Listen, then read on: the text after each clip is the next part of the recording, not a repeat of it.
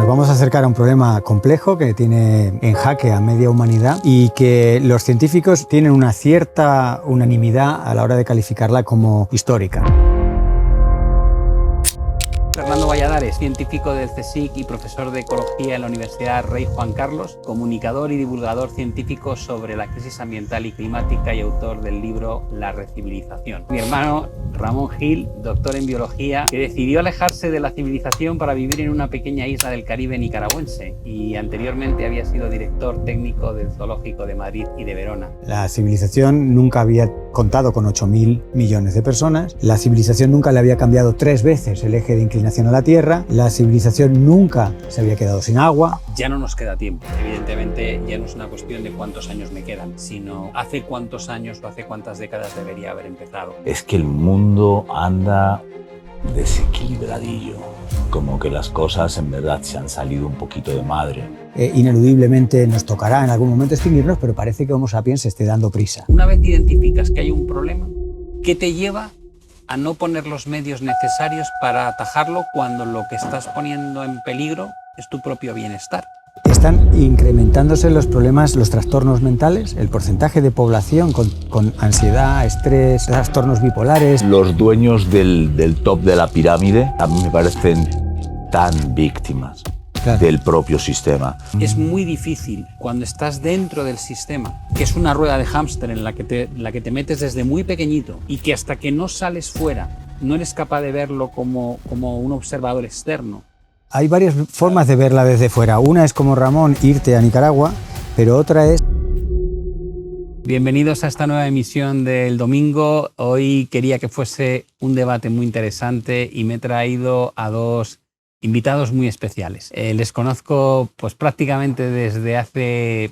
A uno de ellos de toda la vida, al otro desde que tenía menos de 20 años. Y uno de ellos es Fernando Valladares, que es científico del CSIC y profesor de Ecología en la Universidad Rey Juan Carlos, comunicador y divulgador científico sobre la crisis ambiental y climática y autor del libro La Recivilización. El otro es mi hermano Ramón Gil, doctor en biología, que decidió alejarse de la civilización para vivir en una pequeña isla del Caribe nicaragüense y anteriormente había sido director técnico del Zoológico de Madrid y de Verona.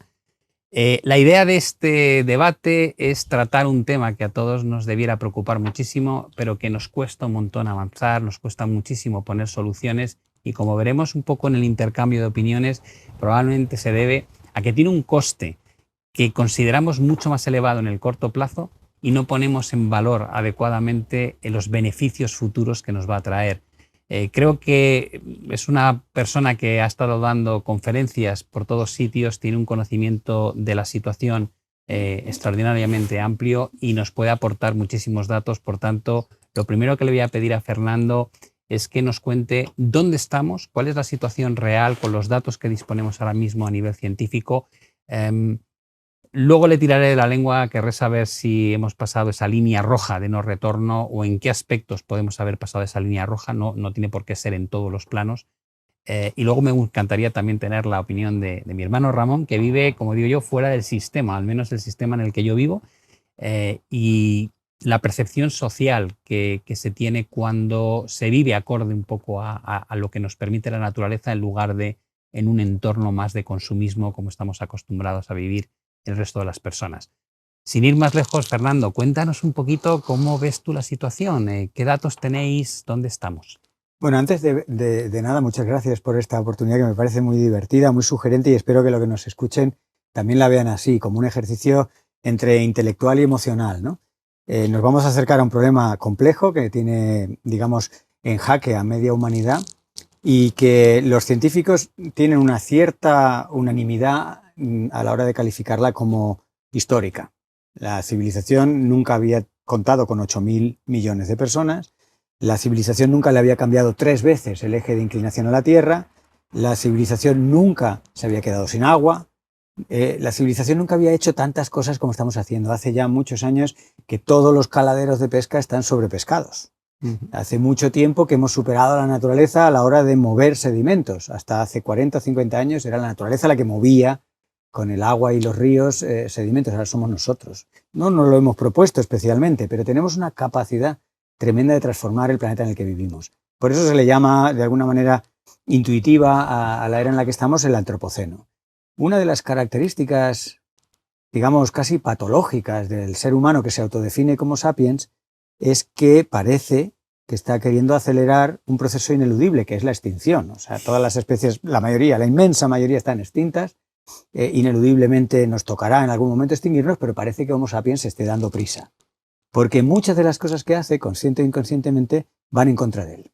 Y esto se mide, se cuantifica con algo que ya lleva más de 15 años funcionando, que son los límites planetarios.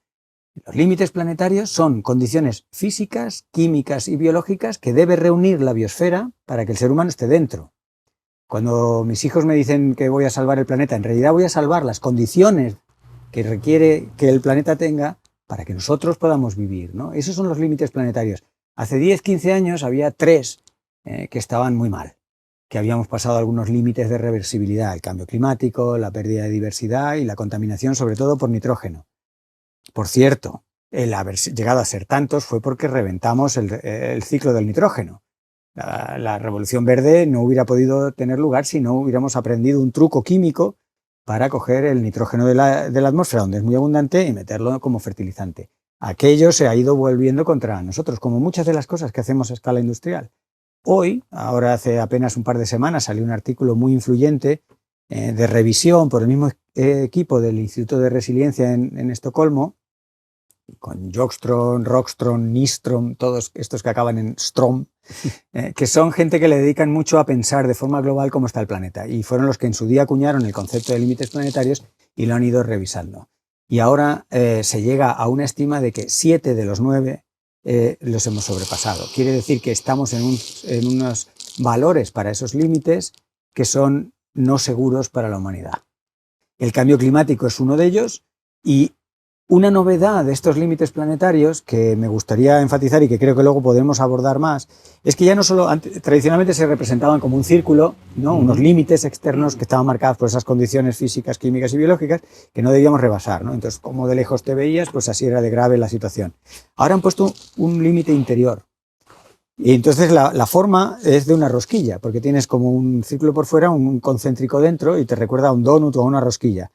El límite interior tiene que ver con las condiciones sociales, de bienestar, de salud humana, que tiene que tener la humanidad como mínimo. Entonces, la humanidad debería circular entre esos dos contornos, los límites externos físicos, químicos y biológicos, los límites internos, de acuerdo pues, con principios generales de salud, de bienestar, de igualdad, de justicia. Calidad de vida. Una calidad de vida, ¿no? Y el cambio climático ya ha rebasado con creces la línea interior, o sea, no estamos en un sistema justo porque pagan los que menos han contribuido al cambio climático y no tienen recursos ni tecnológicos ni económicos para hacerle frente, y estamos ahí en rebasar los límites de seguridad. Podemos luego hablar más del cambio climático, que es una de las cosas más preocupantes. Una cosa interesantísima será saber si una vez rebasado se puede volver a esos límites que debemos respetar o no. No vaya a ser que descubramos que una vez rebasado no hay vuelta atrás, y entonces una parte de esta conversación ya tiene menos sentido. Eso es, luego lo hablamos. Vale, Ramón, yo no sé si tú tienes una opinión concreta sobre el punto que habla Fernando en cuanto a ya no nos queda tiempo. O sea, ya hemos, cuando 7 de 9 ya has pasado los límites, evidentemente ya no es una cuestión de cuántos años me quedan, sino hace cuántos años o hace cuántas décadas debería haber empezado. Tú te marchaste hace mucho a vivir de forma distinta. Danos una pequeña pincelada de cómo se percibe el mundo desde donde estás tú en lo referente al cambio climático. Bueno, primero os voy a agradecer que estéis aquí también, porque es todo un privilegio, ¿no? Desde donde yo vivo, lo que se ve es que el mundo anda desequilibradillo, como que las cosas en verdad se han salido un poquito de madre. Y creo que eso se veía ya hace varias décadas, ¿no? O sea, no me parece una cosa nueva, es simplemente querer mirar, ¿no? y verlo. Yo, en cambio, también mantengo esperanzas, ¿no? De que las cosas, ¿sabes? La única cosa que tenemos es tiempo. Así que el tiempo, que se acabe el tiempo, yo creo que antes de que se acabe el tiempo vamos a tener todavía un largo recorrido, ¿no? Lo que no sé es cuán placentero va a ser ese recorrido para la humanidad, ¿no? Creo que la evolución lleva actuando sobre los seres vivos desde que estos están aquí y hemos cambiado de forma desde que éramos individuos unicelulares, ¿me entiendes? Ni siquiera deberíamos vernos distintos al resto de las expresiones de vida que tenemos en nuestro alrededor. Al fin y al cabo somos todos hermanos, ¿no? Y creo que cambiaremos, evolucionaremos, no sé si dentro del mismo contexto como Homo sapiens, ¿no? Apellido que no nos merecemos todavía. No, totalmente. Y quizás consigamos realmente, en base a estas condiciones que sufrimos actualmente y que vamos a sufrir en el futuro próximo, quizás consigamos una transformación, ¿no? Así que es todo como una película, pero no una película ajena, ¿no? Es una película en la que todos jugamos un papel. Ese ¿no? es un punto muy bueno. Yo también tengo la sensación de que parece que estamos viendo una película en la que no somos protagonistas cuando lo Totalmente, somos. bueno, y ya tenemos la película de Don't Look Up, No mires arriba. El otro día estaba hablando con una persona del Ministerio de Cultura que decía, parece que ahora mismo estemos por elegir cambio climático o meteorito. Dice, yo prefiero meteorito. No, pero sí es cierto que lo miramos como si no nos afectase. Exacto. O no fuésemos parte de esto. Mucha gente tiende a sacarse fuera de la ecuación como diciendo, bueno, lo que yo haga realmente, o sea, mi pequeña contribución no va a cambiar nada, cuando la suma de contribuciones pequeñas es precisamente el cambio que se va buscando. Y no es solo suma, ahí tenemos que añadir otra función aritmética, la multiplicación. Sí. Y el contagio, claro. El contagio es el proceso que permite la multiplicación. La multiplicación. Sí. Pero no estáis hablando ni más ni menos que llevar a la conciencia de la gente a nivel general que hay que cambiar ciertas pautas, por pequeñas que sean, para que esas acaben multiplicando. Esa es una vía, y generen fíjate, un cambio. Yo como científico es la vía que más he trabajado, pero cada vez es la vía que creo que va más despacio, sí. La de la conciencia. Hay un término que nos lleva a un concepto que es el de los atajos heurísticos, que es cómo tomamos las decisiones. La inmensa mayoría de las decisiones no las tomamos con la razón. En parte hemos sido diseñados biológicamente para enfrentarnos a todas esas decisiones de forma rapidísima y no tenemos un chip súper rápido de procesamiento. Entonces, los atajos heurísticos son pequeñas triquiñuelas que han funcionado alguna vez y entonces estos zapatos me van bien, me los pongo. Aquí doblo a la derecha, me gusta el verde, tomo azúcar en el café. Son miles de decisiones que las tomamos como atajo heurístico. Esto como pequeña nota medio friki para sustanciar lo que cada vez creo con un poco de pena, porque como profesional no puedo entrar en eso, que las decisiones mayoritariamente no se van a tomar con la razón. Entonces creo que la razón es una herramienta muy potente para algunas personas o instituciones que pueden tener una palanca desproporcionada respecto al individuo que compone la sociedad. Quiere decirse que el responsable de una gran empresa o el que forme gobierno en un gran país tiene un efecto multiplicativo en sus decisiones mucho mayor que pues a lo mejor el propio Ramón, que está en su isla con su grupo familiar y demás, ¿no? Que si ellos toman una decisión basada en la razón no se va a notar. Sin embargo, si toma un presidente o un director general una decisión basada en la razón, sí se va a notar. Ahí es el margen. Pero mayoritariamente la sociedad no creo que vaya a tomar las decisiones mayoritariamente por la razón. Entonces, ¿cuál es el camino? Porque es decir, uno de los temas que queríamos hablar es cómo hemos llegado aquí, por qué no avanzamos al ritmo que deberíamos. ¿Dónde están las trabas? Es decir, ¿dónde está el problema? Una vez identificas que hay un problema, ¿qué te lleva a no poner los medios necesarios para atajarlo cuando lo que estás poniendo en peligro es tu propio bienestar, como persona y como raza? Yo creo que primero, para sanarte, primero tienes que ser consciente de lo que te ocurre. Yo creo que en principio el mayor problema en este momento es que todavía hay una mayoría de gente que no se ha dado cuenta de lo que ocurre. Un detalle importante, ¿no? Más del 50% de la población mundial subsiste con menos de $5 al día. Con ese tipo de problemática económica es lógico que tampoco tengan mucho tiempo para reflexionar acerca de otros problemas que no sea el de hoy y mañana. Entonces, eso dificulta mucho las cosas, ¿no? Porque para darte cuenta de las cosas tienes que ser capaz de reflexionar. Si estás metido en el hoyo, en el fondo del pozo, pues es difícil ver la luz, ¿no? Entonces, eso es un factor importante. Y yo creo que aderezado con otro no menos importante, y es que el sistema en el que vivimos se ha ido desarrollando de una manera que es poco democrático y muy dictatorial. Vale, pero fíjate lo que estás planteando. Si asumes eso como una hipótesis de trabajo razonable, la mitad del planeta no presta la atención adecuada a los problemas medioambientales, por llamarlo de una manera genérica, porque tiene otras preocupaciones más acuciantes. Tiene que llenar el estómago. De su día a día. Y luego hay un porcentaje que está arriba, en el otro extremo, que no presta atención porque realmente la forma en la que ordena su día a día, su vida, sus negocios, le va muy bien.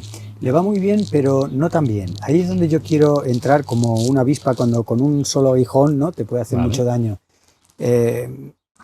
Al norte global, a mí me gusta referirme al norte global de una forma genérica, en el sentido de todas las personas que tienen una cierta capacidad económica para tomar muchas decisiones y que las necesidades básicas las tiene cubiertas con creces, ¿no? Vale. Eso puede ocurrir. Hay nortes y sures globales dentro de un país, incluso dentro de un municipio, ¿no? Pero es verdad que hay una tendencia en el norte del planeta a que predominen ese tipo de personas y economías frente al sur global. Para mí, uno de los grandes factores de esperanza es cuando logres o logremos argumentar que esas personas que creen que están bien podrían estar mucho mejor y no están tan bien. Y hay razones objetivas que tienen que ver con la salud. La salud física la tienen muy bien cubierta, porque no en vano eso tú pagas incluso un servicio privado de salud. ¿Y la salud mental? Están incrementándose los problemas, los trastornos mentales, el porcentaje de población con ansiedad, estrés y trastornos bipolares y padecimientos profundos, en distinto grado, pero muy comunes. No hay más que ver los bolsos y las maletas y mochilas de mucha gente a partir de los 40, 50 años. Y hay un estudio revelador en Helsinki hace poco en el que se vieron que 3 de esos principales medicamentos que se toman en el norte global para contrarrestar con la química lo que nuestro modo de vida nos hace, se alivian viviendo más al estilo de Ramón, se alivian viviendo en contacto con la naturaleza, viviendo más con menos. El concepto de más con menos es, cuando lo vas entendiendo, no es una austeridad, un volver a las cavernas y una limitación, es al revés. Es una liberación de estrés y una mejora de actitud ante la vida que se refuerza cuando ves los efectos positivos que tiene en el planeta y en los demás seres vivos. Ese es el punto que yo creo que al norte global hay que sabérselo explicar. Y yo añadiría algo más, ya no hablando de zonas geográficas, incluso ya como digamos los dueños del top de la pirámide, a mí me parecen tan víctimas del propio sistema. O sea, yo realmente no creo que uno de esos allí grandes con jet y yate privado sea más feliz que alguien viviendo en un huerto bien llevado con 4 vacas. Al final, la felicidad radica en cosas distintas. Yo creo que la gente que tanto tiene, esa gente que cree que está en la cúspide, que tiene reuniones en Davos para controlar el futuro del mundo, todos esos son solo víctimas. Bueno, a algunos les irá bien, pero mayoritariamente a lo mejor, han perdido no se puede medir. Antes, hace 10 o 15 años, los estudios de psicología trabajaban mucho con lo que es el bienestar subjetivo, que es la percepción que tú tienes de cómo de feliz eres. Ahora ya eso se complementa con datos analíticos del estado metabólico, la salud medida, porque ya se puede medir de manera no agresiva, muy rápido, y no está bien, la gente no está bien. Cuando salieron de la última reunión de Davos, ya que has mencionado el foro de Davos, muchos tenían ecoansiedad, algo que los estudiantes míos en mi asignatura experimentan desde hace años, porque llevamos tiempo hablando de esto y agobia sentirse que el planeta está contra las cuerdas por la actividad humana, ¿no? Entonces, cuando empiezas a entender el lío en el que te estás metiendo y estás viendo que haciéndolo no lo pasas bien, yo creo que ahí es un momento en el que tienes que parar. Por eso también estoy de acuerdo con lo que dice Ramón, que muy importante es primero reconocer que tenemos un problema. Hay gente que todavía sigue practicando la famosa huida hacia adelante, ¿no? Bueno, lo llevamos haciendo en el plano económico. Personalmente creo que llevamos décadas haciendo. Claro, pero en el mismo. día a día también lo hacemos. Es como una persona que no puede pagar la hipoteca y pide un préstamo. Efectivamente. Y luego tendrá, además de que devolver el préstamo, los intereses. Y pide un préstamo para los intereses y es una huida hacia Un adelante. esquema Ponzi, pero montado sobre el tema ecológico. Lo que pasa es que concienciar a esas personas yo creo que va a ser dificilísimo. O sea, yo entiendo que eso sería la forma más rápida de conseguir que luego la conciencia hiciese un movimiento permeable hacia abajo. Dices que los que están arriba tienen más poder de acelerar el cambio que Claro. si es desde abajo, pero yo creo que cambiar la conciencia del de arriba es realmente complicado. Bueno, a no ser que pienso que hay encontremos un- la narrativa apropiada. Y yo creo que la narrativa apropiada la tenemos enfrente de nuestras narices. Lo que ocurre es que la gente se niega a verla, porque es sencillo. La vida es esto, ¿me entendés? O sea, empieza aquí, acaba aquí, puede ser aquí, puede ser aquí, puede ser aquí. La única certeza que todos tenemos es que pasamos la puertecita de la muerte. Después todo incertidumbre y misterio, lo que tú quieras creer, pero que pasamos la puerta todos. Entonces, es de lo que hay que acordarse. Ya, Que la vi- hay mucha gente que todavía está más centrada en cómo vive desde ese inicio hasta ese final que en lo que va a venir después. Y Sí, yo no creo me que importa, cómo- o sea, a mí no me cómo importa dejas lo el planeta que a los venga que- después, no me Efectivamente. importa. Yo estoy centrado en eso precisamente que tú dices, entre lo que hay ahora. O sea, ¿qué quiero yo hacer? ¿Cómo yo quiero ser en este periodo? Entonces, cuando te formulas la pregunta y además te das cuenta que vas a llegar a este fin normalmente más temprano que tarde, intenta ser tu mejor yo. O sea, buscas una existencia sencilla, tranquila, con raíces en la naturaleza y disfrutas de tu respiración, ¿me entendés? De tus latidos, de lo que tienes, ¿no? De lo que es un reflejo de que estás vivo, que ese es el regalo. La gente se olvida de la muerte. Es un tabú. No nos lo enseñan, no nos lo recuerdan, nadie quiere pensar en eso. Pero al final es la mejor aliada.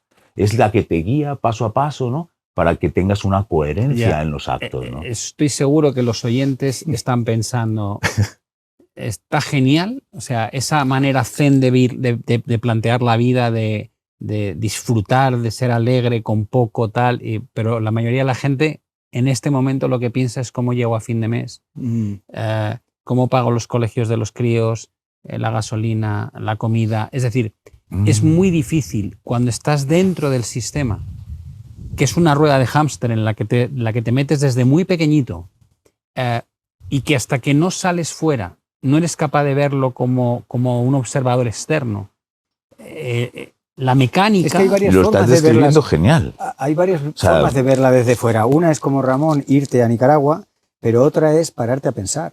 Yo como científico pensaba que iba a tener mucho tiempo para pensar y lo tuve al principio, pero conforme vas pasando a distintos estadios en tu desarrollo como científico, te vas cargando de burocracia, de responsabilidades y al final ni siquiera el científico, como no ponga cuidado, acaba teniendo tiempo para pensar. De hecho, ¿cómo será que no estamos acostumbrados a pensar que el ocio es una de las principales amenazas para la salud de las personas? ¿Por qué? Porque no hemos practicado nunca eso de pensar, no nos da tiempo, no llegamos a tener tiempo para pensar. Es muy paradójico y de alguna manera cuando tienes un golpe en la vida por alguna enfermedad o por una circunstancia económica o un avatar, eso te para en seco. Y ante eso hay como, por simplificar, dos grandes reacciones, ¿no? Las reacciones de las personas que no lo pueden soportar, se deprimen, se hunden, se vienen abajo, necesitan un apoyo, digamos, desde fármacos, el sistema sanitario, toda su familia y amigos para intentar que no se colapse ese individuo.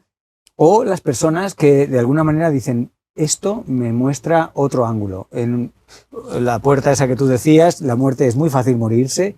Las extinciones de las especies han ocurrido. O sea, de repente empiezas a darte cuenta que todas esas cosas que, como decíamos antes, parecía una película, parecía algo que ocurre a otros, te puede ocurrir a ti, nos puede ocurrir y Nos está va a ocurrir, nos y está está ocurriendo. ocurriendo. Sí, bueno, pero ese es el punto clave. Es decir, tiene que haber un catalizador que te haga ver la misma película en la que vives desde una perspectiva distinta. Yo soy partidario de sumar planes.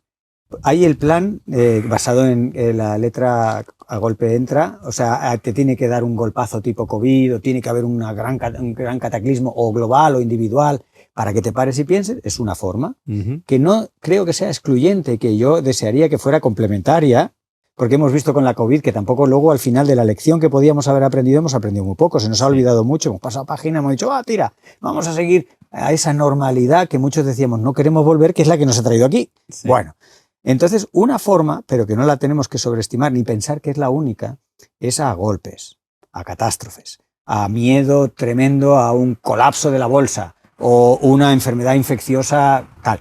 Es una manera, algunos aprenden así, no tantos como quisiéramos, pero hay otras formas. Hay otras formas más graduales, el contagio, la empatía, la confianza, los bienes intangibles que no valen nada en el mercado de valores, son ahora los que más necesitamos y están en manos de los intelectuales menos valorados, que son los humanistas. Fíjate, en las grandes crisis de la humanidad recurre a los ingenieros, a los de ciencias duras, pero es una cuestión humana. Y el factor humano se le deja a las religiones, a la espiritualidad, a las personas ascetas, a las que se le da de entrada mucho menos crédito que a un ingeniero. Y dices, en la pandemia me faltaron muchos humanistas, porque era un problema humano estar confinado y enfrentarte a la posible muerte tuya o de tus familiares. Eso creo que es otra vía para resolver, reconocer nuestra dimensión humana. Se nos ha olvidado, con lo bueno y lo malo, que es como se vive. Hay canciones y boleros, ¿no?, que te dicen aprendí a vivir, aprendí a amar. Todas estas cosas se nos olvidan. Es que en la sociedad en la que estamos vivimos tan atrapados en esas facturas que me recuerdan al caso de Islandia. ¿Os acordáis que Islandia decidió no pagar? Y el Reino Unido le dijo, no puede ser. Y no pagó. Y no pasó nada. Entonces las facturas, llega un momento... Y solo los islandeses. No pasó nada en términos relativos, por lo menos no pasó el cataclismo mundial que se decía que eso no puede ocurrir. Y también en los que hemos vivido en otros países hemos visto que un banco, una entidad bancaria puede colapsar y el mundo no se acaba. Yo tengo mis discrepancias. Porque hemos montado un mundo tan global que ahora ya las ondas todo. sísmicas llegan a todas las partes del planeta. O sea, ya contar con que puedes aislar un efecto local es engañarse. Bueno, en parte, toda la razón, en eso a ti no te voy a decir nada. Es una opinión más, pero bueno, te digo, yo lo que he experimentado es que al final, cuando ocurre, esto es como cuando vemos un problema importante en un país. Si el país tiene recursos naturales que importan al resto del mundo, se convierte en un problema global. Si el país es un país africano que importa poco, es un problema del país africano. Claro. Bueno, pues aquí la economía funciona igual. Si el banco que colapsa es estadounidense y puede tener como repercusión que colapse el sistema bancario estadounidense, nos importa a todos en el mundo, da igual donde vivas. Ya. Yo si también te pasa me en refería una un república poco a la... bananera, te da igual. Me refería un poco a la idea de que le hemos dado demasiada importancia a una dimensión de nuestra vida, cuando hay otras dimensiones más compatibles con el funcionamiento del planeta, más compatibles con los límites planetarios, que nos hacen sanos y felices. Estoy de acuerdo. Y ese argumento me parece buenísimo, pero probablemente la crítica más fuerte que puedo hacerle es que el que me viene a vender esta moto normalmente es alguien que no practica con el ejemplo. Es decir, cuando escuchamos Davos, ¿no?, Agenda 2030 y tal, yo con mi hermano he tenido tiempo de debatir esto, ¿no? Y te dice, sí, claro, pero es que te lo están contando los que van con el jet privado al evento. Claro. Y te están diciendo que no hay que contaminar con las emisiones de CO2 y dices, oye, macho, a lo mejor tienes que plantearte hacer las cosas de otra manera, porque si tú eres la voz de mi conciencia, claro, si me estás diciendo que no hay que beber... Es la voz de tu amo. El alcohol es malo, no me lo puedes decir mientras estás tragando un whisky, es que el mensaje no llega igual. Claro. Y tenemos un problema gordísimo en esto. ¿Cómo trasladas esa conciencia a la gente sin dar el ejemplo? ¿Y quién les ha nombrado dueños y señores de marcarte los límites de lo que puedes hacer? También pensemos que ellos no son los que marcan los límites. Los proponen. Bueno, ellos pueden proponer, pero ¿y nosotros? Quiero decir, hablo por nosotros, el 99,9% de la humanidad, ¿no? Se nos olvida el poder que tenemos. Y no hace falta, o sea, es verdad que individualmente no tenemos mucha palanca, pero los inversores no existirían sin nosotros, las empresas no tendrían actividad económica sin nosotros. Hablo de nosotros, de la ciudadanía. Los políticos no serían elegidos, las cosas... O sea, tenemos una capacidad para cambiar las cosas desde lo pequeño a lo grande. O sea, antes se ponía el ejemplo de que indudablemente hay unas palancas que multiplican decisiones en determinadas personas e instituciones. Sí, pero por ejemplo podemos caer en los datos de las emisiones. Si todos los ciudadanos y ciudadanas hiciéramos lo que toca hacer a título individual, fuéramos al trabajo en bicicleta y recicláramos mucho y fuéramos mucho más consecuentes con nuestra huella ambiental, podríamos llegar a reducir un 30%, la tercera parte aproximadamente de las emisiones de gases de efecto invernadero. Nos quedan esas otras 2/3 partes, casi 70%, que quedan en la mano de las grandes empresas y los gobiernos que tienen esa capacidad de pues, cambiar las líneas aéreas o Pero hacer grandes decisiones. En última instancia estamos también nosotros detrás de eso. Exacto, en ese 70% nosotros entramos de forma indirecta, no tomaremos las decisiones, pero nosotros podemos comprar, nosotros podemos votar, nosotros podemos... Y entramos en ese 70%. Vale, pero fíjate qué curioso que el ejemplo más reciente que yo conozco de autorregulación sin que nos la hayan impuesto ha sido cuando nos han tocado el bolsillo. Es decir, cuando la luz se dice, a raíz de toda la situación que vivimos con la crisis energética en Europa, los precios de la electricidad se disparan y de repente descubrimos que podemos consumir mucha menos energía en invierno. Haces un sacrificio, tienes el aire acondicionado no tan fuerte o lo sustituyes por ventiladores o empiezas a regular el consumo de tus electrodomésticos y hacerlos más acorde a las franjas donde el coste de la energía es más barato, pero vuelve a ser el bolsillo. O sea, la actitud no es una conciencia social desde el punto de vista de hay que hacerlo porque es necesario, sino hay que hacerlo porque me va la vida en ello. Es que nos tienen condicionados para eso. Pero es muy positivo eso, porque aunque no lo hicimos por la razón correcta, lo hicimos. Consecuencia de haberlo hecho, tenemos datos. Hay un montón de datos, como ese, que revela que podemos vivir muy bien con menos. Pero además hay datos que al salir de cada recesión, corrígeme si me equivoco, pero cada vez se van dando las recesiones con algo más de frecuencia.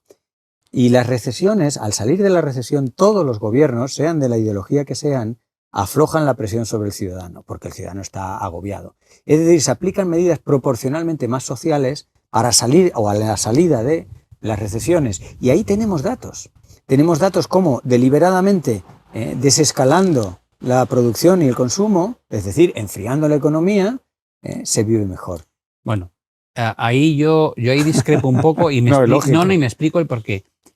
Yo no creo que cada vez tengamos recesiones cada menos tiempo. Yo creo que hay una obsesión, o sea, igual que estamos alterando el equilibrio natural con nuestra forma de actuar, creo que a nivel económico hace tiempo vivimos obsesionados por evitar las crisis.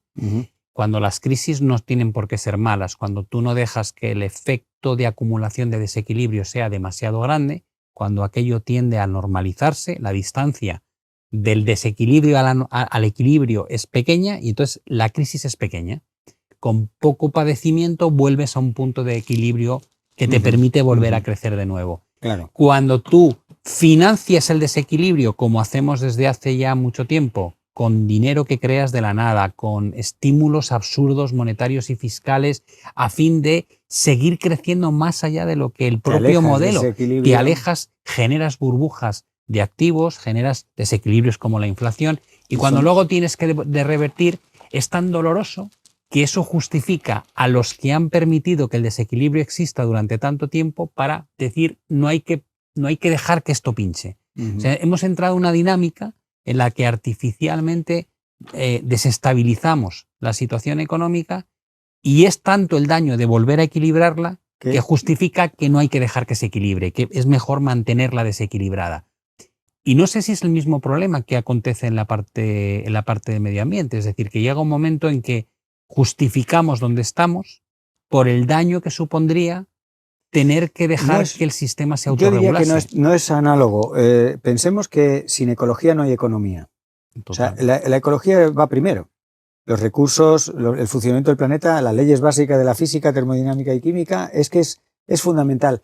Y el problema que tenemos es que pensamos, desde hace años, de hará 2 siglos aproximadamente, que con la tecnología y con nuestro modelo socioeconómico nos podíamos alejar de esas, digamos, limitaciones físicas, ¿no? Y esto se ve muy claro cuando das una charla a niños y niñas pequeñas, ¿no? Que no se hacen tantos líos como nosotros. Y ellos entienden perfectamente que si solo tienes un planeta, solo hay un planeta. Entonces, cuando tú le dices que la huella ambiental actual de la humanidad es de 2,5 planetas, dicen, no puede ser. Y dices, ¿y cómo? Entonces tienes que recurrir a un símil económico, porque es la economía la que nos ha metido aquí. Y el símil económico es que estamos viviendo del capital que generaron todos nuestros antecesores, sean humanos o no. Y de la deuda, porque tenemos un 350% de deuda sobre el PIB, lo cual quiere decir que debemos más de 3 veces y media Exacto. lo que producimos. Te da una idea de hasta qué punto hemos Entonces llegado a un exceso. nos de vamos Sin como contar el empeñando. deterioro que hemos ocasionado en todo ese proceso productivo en el medio ambiente, que es otra cosa que tampoco se suele cuantificar, pero al final los gastos hay que sumarlos. El gasto en salud, porque la humanidad está también enferma físicamente, una gran proporción de ella, por el tipo de vida que llevan, la forma en la que piensan y las propias fricciones interiores con las que tienen que convivir, ¿no? Pero le damos mucho más peso a vivir más años que a la calidad de los años que vivimos, que ese es otro tema. Que era su error. Es decir, que a lo mejor antes la esperanza de vida era menor y llegabas un momento en el que cuando el cuerpo te fallaba ya no seguías, Pero, mira, y ahora alargamos la duración de la vida. Pero ya que hablas de la esperanza de vida, hay una reflexión interesante de hacer. Estamos todavía muy lejos de nuestra longevidad. La longevidad es un parámetro biológico y la longevidad de la especie humana aproximadamente son unos 140 años. Y vamos a galope tendido durante el siglo XX aumentando la esperanza de vida, que es un parámetro estadístico que tiene que ver con las circunstancias en las que vives y la probabilidad que tienes de llegar a una determinada edad. La esperanza de vida lleva años, unos pocos, estabilizada. Incluso, durante algunos años, se ha dado que la esperanza de vida de los hijos era inferior a la de los padres. Esto, que es una anomalía en la historia de la humanidad, posiblemente sea un punto de inflexión debido a que, no que la medicina no siga haciendo progresos, que fue la principal impulsora de la calidad de vida junto con la disponibilidad de alimentos y energía, fueron los avances en medicina, ¿no? La medicina sigue haciendo muchas tareas y digamos, mejorando la cura de muchas enfermedades, pero la degradación ambiental va más rápido, generando muertes y enfermedades, que la medicina resolviéndolas. Y por eso el resultado neto, que es la esperanza de vida, está estancada, empezando un poco a bajar, ¿no? Y esto nos tiene que hacer reflexionar, porque, por un lado, lo que decimos, la calidad de vida también, ¿no? Pero incluso la propia cantidad de vida se está viendo comprometida por el sistema que teóricamente es el bueno, es el fantástico y es el que debemos priorizar ante todo. Entonces no somos sanos, no somos felices, no vivimos más. ¿Por qué no paramos? Bueno, yo quería preguntaros ya algunas cosillas. Dale. Yo sé que seguir guiones es imposible, pero una de las preguntas que quería plantearos es, ¿detrás del problema hay un cambio en los hábitos de consumo o de la forma en la que utilizamos los recursos naturales? ¿O hay otra cosa? Que yo soy gran defensor de esto. No hemos adaptado el planeta a un crecimiento exponencial, podríamos decir que es, en 1930 éramos 2.000 millones, en el 1980 éramos 4.000 millones por redondear y actualmente estamos en los 8.000 millones de habitantes. Dices, bueno, si tú no cambias tu modelo social, tu modelo económico, es materialmente imposible que las cosas funcionen igual que cuando éramos una cuarta parte. Claro. Ha aumentado hasta aquí la esperanza de vida, no estamos aumentando la tasa de natalidad, a nivel mundial está bajando muchísimo, pero cada vez tenemos esa capacidad, digamos, sobre todo en las economías desarrolladas, de vivir en tramos de los 90 años, antes eran algo impensable, hace 50 años era impensable, y era una anomalía, y empieza a convertirse en lo normal. La pregunta que yo hago es, ¿no tenemos un problema con la permisividad del crecimiento de la población mundial y queremos someter todo lo demás sin tocar esta variable? Mira, los cálculos que se hacen sobre la demografía humana revelan un par de cosas, o tres cosas, ya que has mencionado que la natalidad disminuye. No. Cuando uno representa la evolución de la población humana en el tiempo, hay dos características. Una, si crece o no crece, y otra, si lo hace de forma lineal o exponencial. Solo hemos mejorado esta segunda parte. Con el empoderamiento de las mujeres de su propia reproducción, sobre todo en países de África, Iberoamérica y Asia, se ha logrado que no aceleremos el crecimiento. El primer parámetro para controlar la demografía humana es que no crezcamos cada vez más rápido. Se ha perdido la aceleración, pero seguimos creciendo, seguimos siendo cada vez más gente. No aceleradamente, pero seguimos creciendo.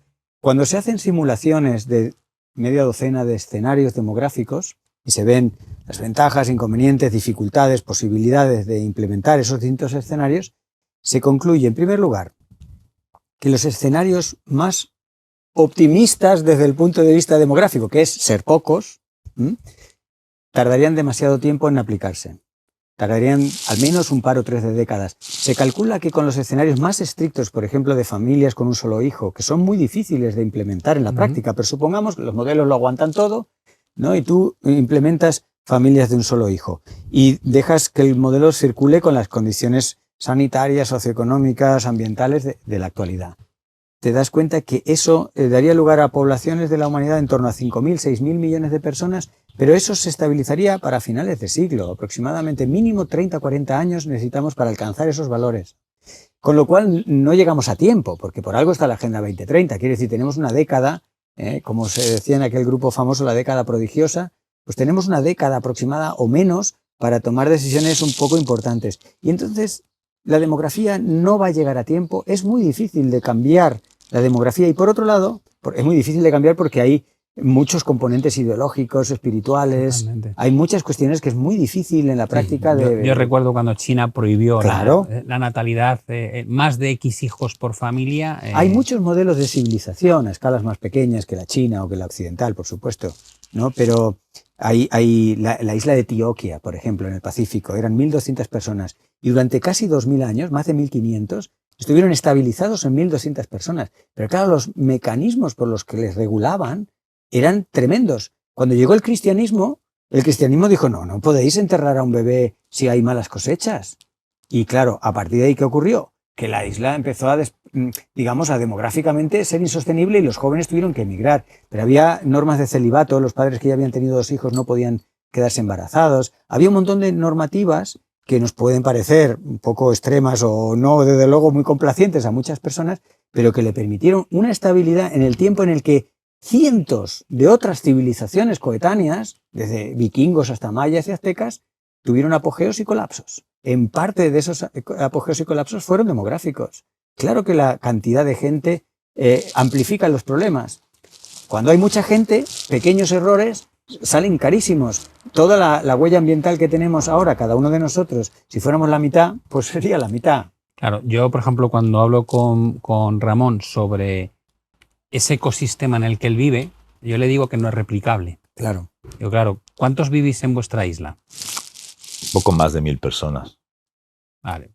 Como Etiopía. Y dices, bueno, al final, el daño que cada persona de esos 1.000 puede provocar al medio ambiente pasa a un segundo plano, no es tan importante. Pero la pregunta es, ¿qué ocurriría si en lugar de 1.000 fueseis 10.000 o 100.000? Es decir, cuando invitas a la gente a vivir en el mismo modelo que hasta ahora funciona, da la sensación de que existe una restricción que no puedes saltarte y es que está limitado a X cantidad de usuarios de modelo. Es que yo pienso que en verdad no se trata tampoco del modelo en sí, de las características del modelo, sino más bien de las características mentales de quien adopta el modelo. Porque el modelo se puede pintar de muchas maneras distintas. En verdad, la sustancia, la esencia, es reconectarte con la naturaleza. Entender la naturaleza, tratarla con respeto. ¿Me entiendes? Es la madre que te abraza. Entonces, una vez que llegas a tener una relación así con el pedazo de tierra en el que vives, las gratificaciones son infinitas. Esa es la visión, digamos, más espiritual, pero en el fondo está muy refrendada por la ecología. Esa actitud, por ejemplo, de igual a igual con los demás seres vivos, se refleja incluso en el ámbito jurídico. Cada vez empieza a haber más iniciativas, más reconocimientos en las constituciones y en los marcos jurídicos de varios países.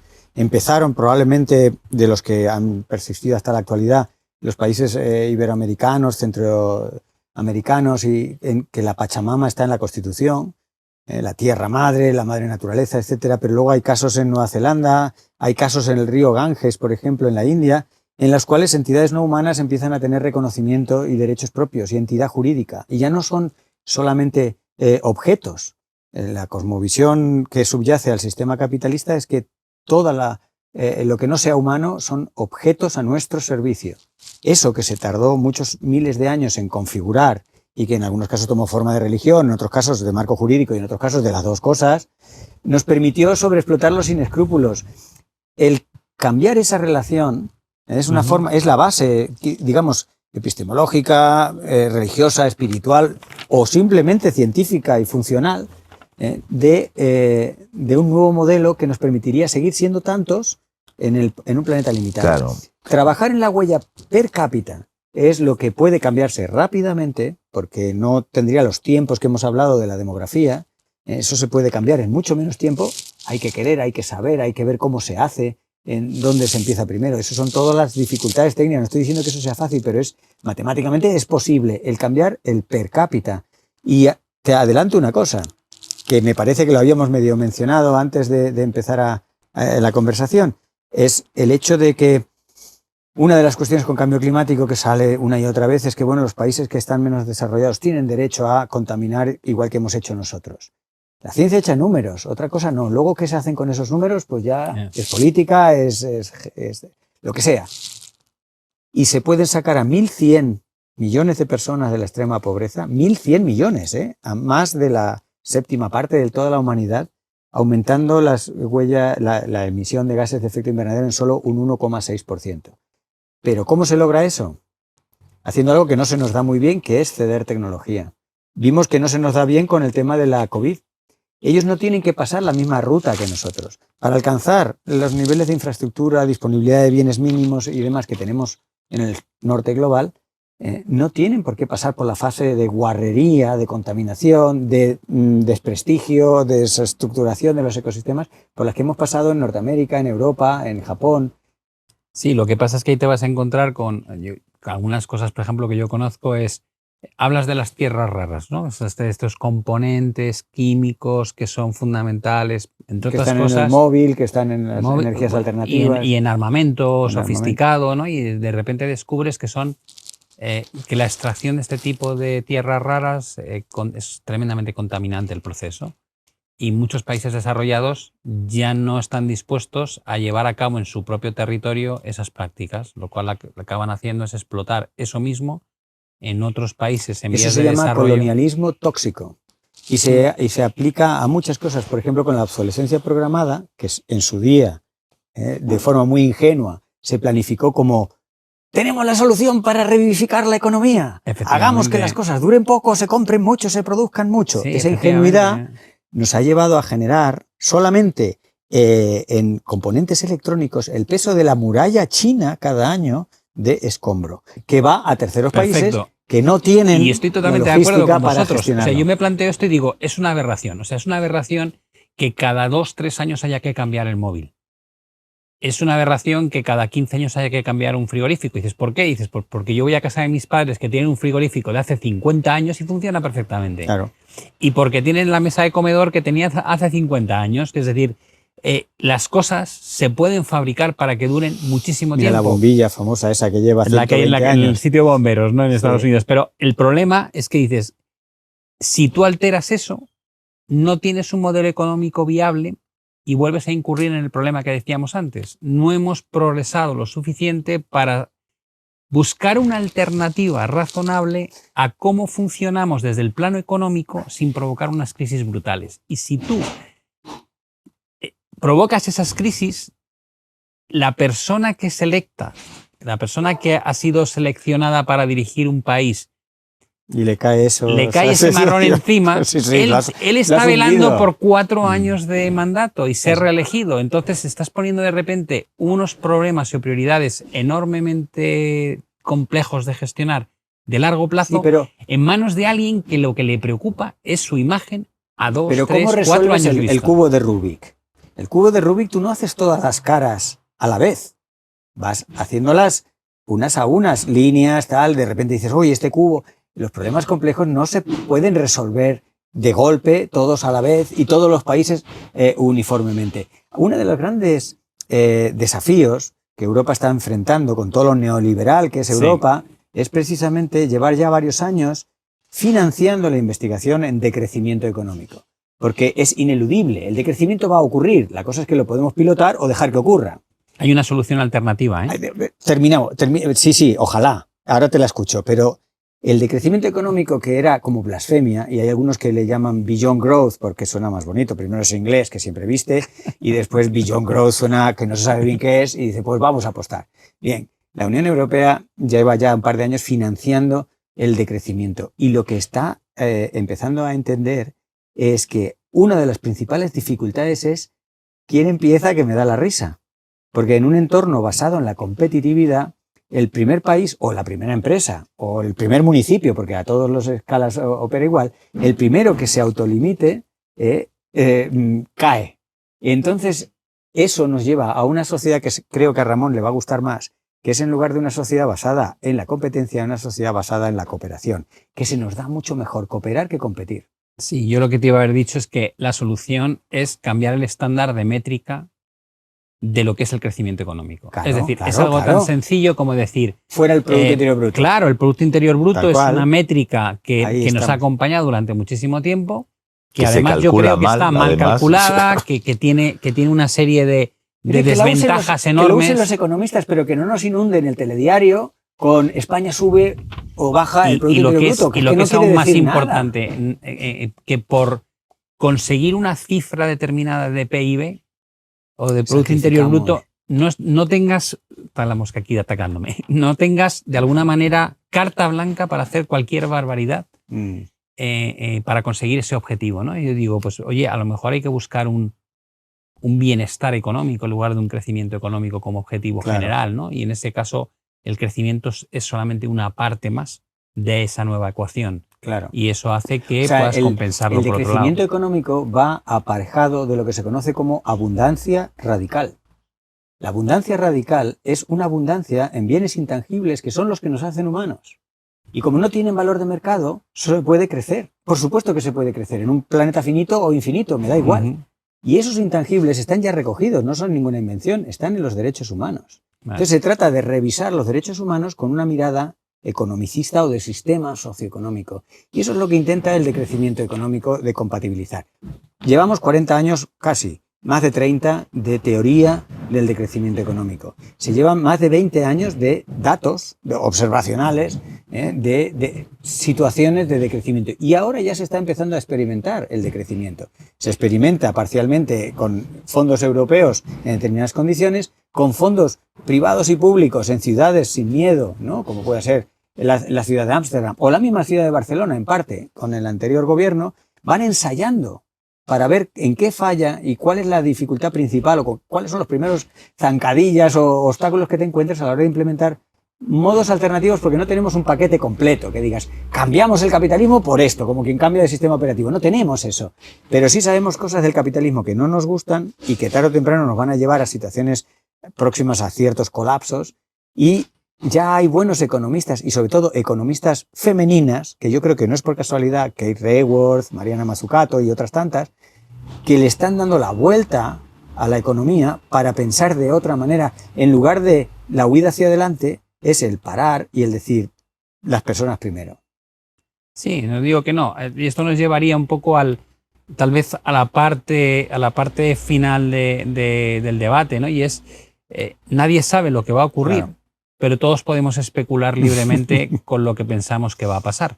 Evidentemente, medimos mal el bienestar, esa es una de las conclusiones que a mí me queda más clara, sí, y cuando tú mides mal el bienestar, no priorizas determinadas cosas que te pueden reportar mayor felicidad que el sistema como está definido, ¿no? Y el que más tiene, el que más gana, el que más puede permitirse consumir, parece que es el más feliz o el más exitoso, cuando no tiene nada que ver. Pues muchas veces decimos que tú te vas a países pobres, a lo mejor pobres bajo tu métrica, y ves las caras de los niños y dices, pero si parecen bastante más felices que los míos que tienen de todo.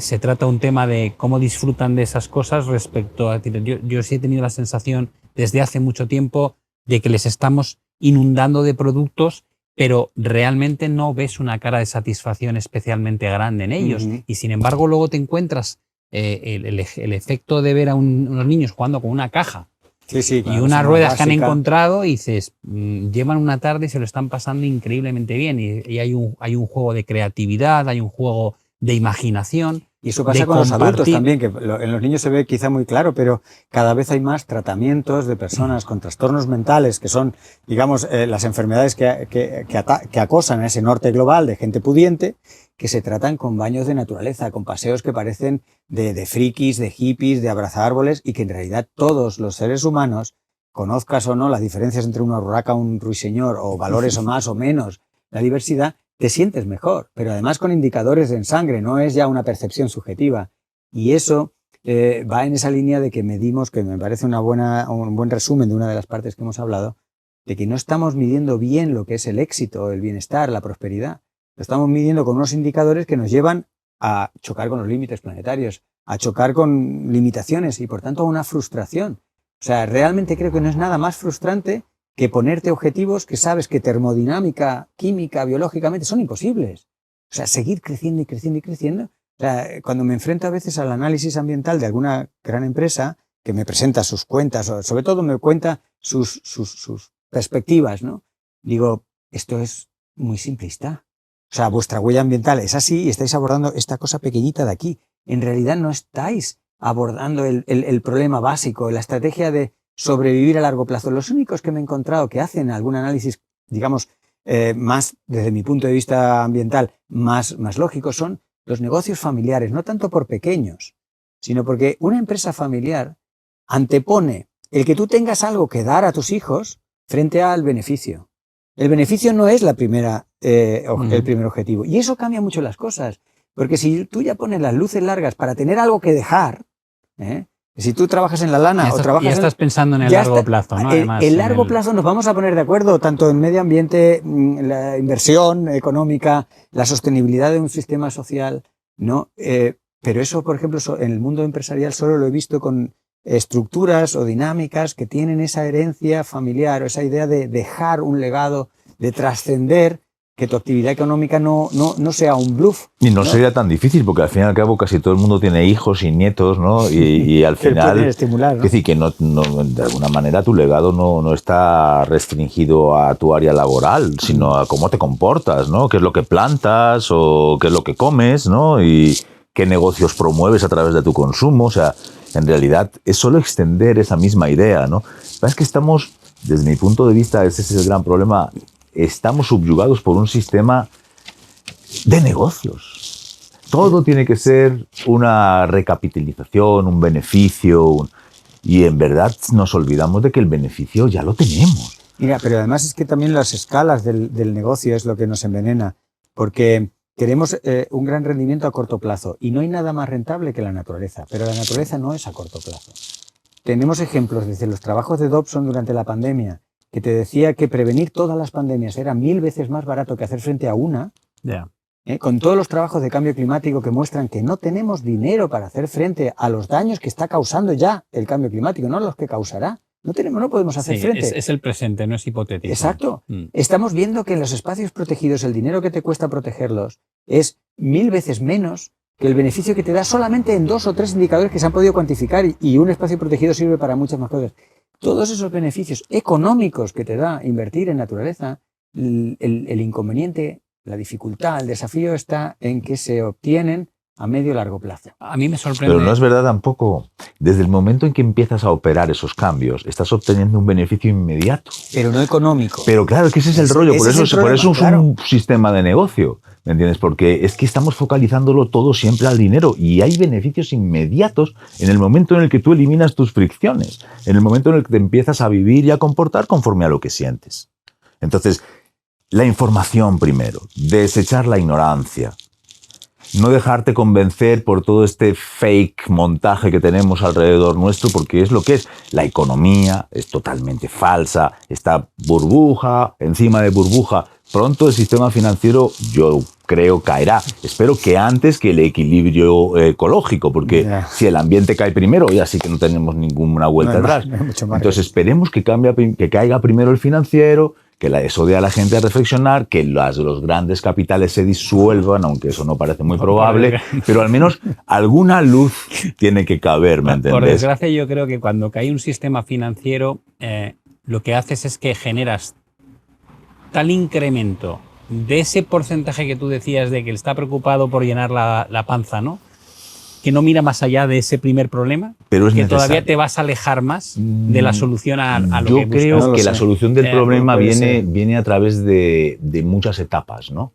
Y que efectivamente esta que tú mencionas seguro ocurre. De hecho, la cuestión para mí es ¿cuál es el margen de sufrimiento que vamos a necesitar para abrir los ojos y reaccionar. Vale, perfecto. Estamos llegando a la tercera etapa. La tercera etapa es un poco ese brindis al sol, porque nadie lo sabe. ¿Cuándo vamos a cambiar? ¿Por qué vamos a cambiar? ¿Y cómo lo vamos a hacer? Y aquí caben todas las posibilidades, ¿no? Puede ser un intercambio, es una especie de trade-off entre el daño que me provoca a mí lo que estamos haciendo, que me explota en la cara y de repente digo, ya es evidente que ya no quiero seguir por este camino. Yo siempre busco metáforas en otros planos. Es el gordo o la gorda que además ingiere mucho alcohol y drogas hasta el día que le da el infarto, ¿no? Ese es el catalizador que dice, acabo de ver el camino que recorría hace mucho tiempo, pero que de repente ahora se me ha presentado de una manera tan clara que digo, si sigo así, puedo morir la semana que viene. Y en ese momento hay un chip, algo que te hace cambiar y dices, cambio mis hábitos de alimentación, dejo de ser sedentario, hago un poco de deporte, como mejor, etc. Ese es un camino, evidentemente. Existe otro camino, que sería el opuesto, que es hago más de lo que llevo haciendo las últimas décadas, que básicamente es engañarme a mí mismo, a lo mejor con pequeños cambios. Pues lo que dices tú, la empresa que dedica esto al cambio de la huella, pero realmente en proporciones es un disparate, porque realmente no está haciendo gran cosa. Y el resto, reciclamos en la basura. Sí, ponemos LEDs en lugar de otro tipo de bombillas, porque además me viene bien porque pago menos, pero en el fondo no estoy haciendo un cambio lo suficientemente grande como para poder decir que estoy en el camino de solucionar el problema que tenemos. Y luego está el tercero, que sería el bonito, que es que no tenga que explotarte en la cara, que no decidas no hacer nada, sino que de repente por el camino algo haga que cambiemos. Entonces la pregunta aquí de cada uno es, ¿qué pensáis que va a ocurrir? ¿Cuál es la apuesta que haríais? Yo creo que nos va a explotar en la cara. La cuestión es con qué fuerza. O sea, cómo podemos reducir ese golpeteo que prácticamente ya parece ineludible, ¿me entiendes? Por lo mismo que por los mismos ciclos de la economía, ¿no? Sube los intereses, sube la inflación. Al final es ¿dónde lo paro? O sea, si realmente nos volvemos inmediatamente sustentables, va a haber mucha gente que se va a quedar en la calle sin trabajo. Porque los cambios no se producen de un día para otro. Entonces, ¿pero cuánto? ¿Cuánto vamos a tener que sufrir para darnos cuenta? Esa es la cuestión. Yo creo que nuestro potencial es grande. Y no solo el potencial, el reto que implica, ¿no? Porque quizás sea una de las mayores transformaciones que afronte el ser humano a lo largo de toda su historia, ¿no? De pasar de ser explotadores invasivos del planeta a regenerar, reestructurar, volver otra vez, pues eso, a crear diversidad, ¿no? Yo, ¿qué te digo? Yo no quiero promover ningún tipo de vida en particular, pero, por ejemplo, a toda esa gente que tiene un capital que invertir, yo le diría, mira, quizás interese más para tus hijos y para tus nietos que inviertas en proteger un área natural, ¿no? Y que vuelvas a enraizarte un poco con los ciclos de la naturaleza, que no que estés sacando beneficio día a día, porque en el fondo al final cuando sacas beneficio día a día estás aumentando tu capacidad de consumo, con lo cual mayor combustión, mayor calentamiento, o dándosela a los bancos para que promocionen los negocios que también hacen lo mismo. Entonces, en verdad, hay que pensar un poquito más a largo término, ¿no? Yo creo que ese es el kit. Y la llave para pensar un poquito más a largo término es pensar que la vida es muy breve. Que no hay nada, no hay tiempo que desaprovechar, ¿me entendés? O sea, es ya. Y cuando das el salto y sales del carrusel del que tú hablabas, te das cuenta de que estás bien. ¿Me entiendes? Que no era ni tan dramático, ni necesitabas consumir tanto para ser feliz. Y tu propia relación con la naturaleza es gratificante. Es lo que somos. O sea, no hay que inventar nada, ¿me entiendes? Es que somos naturaleza. El cambio somos nosotros. Y es bellísimo. O sea, en el peor de los casos no llegamos a tiempo y nos extinguimos. Tampoco es grave. Yo creo que el colapso como el decrecimiento económico son inevitables, pero hay muchas maneras de llegar a ellos y hay también muchos grados y ahí es donde se abren el abanico de escenarios. Los científicos normalmente hacemos escenarios asignándoles probabilidades y sobre todo asignándole una trayectoria a una serie de situaciones, ¿no? Tú dices, bueno, pues si ocurre esto y además hacemos esto y hacemos esto, el escenario más probable será este, que tendrá estas consecuencias, esta distribución de población, de riqueza, etcétera. Si hacemos esto otro, entonces la gente, todos estamos muy acostumbrados con los escenarios de emisión. si emitimos todos estos CO2 durante estos años, tendremos esta temperatura planetaria y esa temperatura pues lleva a estos huracanes, esta serie de consecuencias y demás, ¿no? De todas estas zonas que quedarán deshabitadas. Entonces, jugando con el término colapso, a mí me gusta hablar de dos palabras que sé que suenan muy fuertes y que se han ridiculizado, simplificado y casi han servido para insultar mucho en las redes sociales, pero incluso en los medios de comunicación estándares, ¿no? Uno es el colapso y otro es el decrecimiento económico. Se habla de colapsistas, ¿no? Y se habla de decrecionistas y se habla siempre con un toque un poco peyorativo, como de gente de mal agüero. Nostradamus. Sí, ¿no? Se les critica como personas, digamos, negativas y tal. Algunos de ellos en realidad no solo están bien informados, sino que son muy positivos, porque en realidad el decrecimiento económico nos puede permitir, como se ha demostrado en algunos casos y como hay mucha evidencia que sugiere que podría ser el caso más global, va asociado a una abundancia radical, a una prosperidad real, ¿no? O sea que decrecemos en algunos indicadores que antes hemos estado muy de acuerdo en que no reflejan el que estemos bien, sino reflejan otras cosas, y en esos decrecemos para crecer en otras cosas que no confrontan con los límites y nos hacen... Esos son escenarios, digamos, alternativos que van de forma gradual pasando de los muy malos a los muy buenos. Ni los muy muy malos ni los muy muy buenos son probables. Pasa como la temperatura para fin de siglo, es muy improbable que estemos en 8 grados. No es imposible, pero es poco probable. También es muy improbable, bueno, ya sabemos que casi igual de improbable, que estemos en 1,5 grados de calentamiento respecto a la era preindustrial. Prácticamente esa barrera la vamos a cruzar. El caso es que la podemos cruzar y volver, la podemos cruzar por poco o la podemos cruzar por mucho, y ahí tenemos pues media docena de abanicos, ¿no? Entonces, con el tema del colapso, el colapso ya está ocurriendo. Ya hay regiones del planeta que están en un cierto colapso, un colapso funcional, donde hay genocidios, donde hay fallos en la cadena de abastecimiento, donde hay problemas de fecundidad, incluso a nivel biológico de las personas sometidas a estrés o malnutrición. En fin, hay todo un corolario. El colapso, digamos, cuando se aborda, pues tiene como 4 o 5 fases, y planetariamente estaríamos en la fase 2, que es bastante reversible, pero que no deja de ser ingrata para una buena parte de la población. Si pasamos a 3, habrá mucho sufrimiento evitable, que sufrirá buena parte de la población, paradójicamente también del norte global. O sea, en este escenario de colapso ya a partir del 3, 4, que serían ya fases bastante dramáticas y poco reversibles, no lo pasan mal solo los pobres desafortunados del sur global, lo pasa mal a veces el que tiene más que perder. O sea, muchas veces son más vulnerables a algunos fallos en la cadena de suministros las personas que necesitan más suministros. Las personas que... Por eso uno de los modelos alternativos para sortear estos escenarios un poco tremendos son escenarios que vuelven a comunidades manejables. Manejables en primer lugar por nuestro cerebro. Nuestro cerebro no puede manejar un número infinito de personas, ¿no? La confianza en extraños genéticos, que es lo que nos ha traído aquí, nos está fallando. Ya no nos fiamos de los extraños genéticos. En realidad estamos diseñados para confiar en los que son afines, o por lo menos que llegamos a conocer. Y en eso nos fiamos bien. Y ahí es donde funcionamos con confianza y con una serie de intangibles que le dan valor a nuestro día a día y que nos hacen tener sociedades, digamos, fiables, confiables y con posibilidades de durar, ¿no? Fíjate lo que estás diciendo.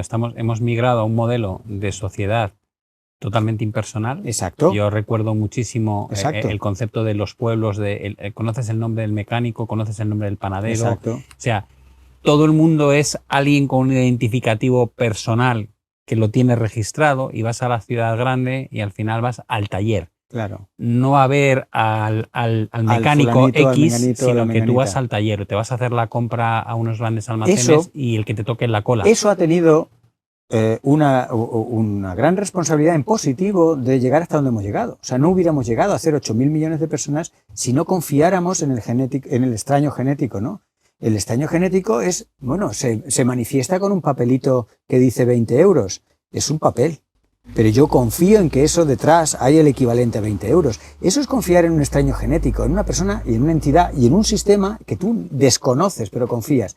Esa confianza nos ha traído aquí, pero ahora está minándose. Una de las grandes crisis que estamos viviendo, y esto ya está aquí, igual que el cambio climático, es la crisis de confianza. Ya no confiamos tanto en los vecinos, de luego no confiamos en las instituciones, se empieza a desconfiar.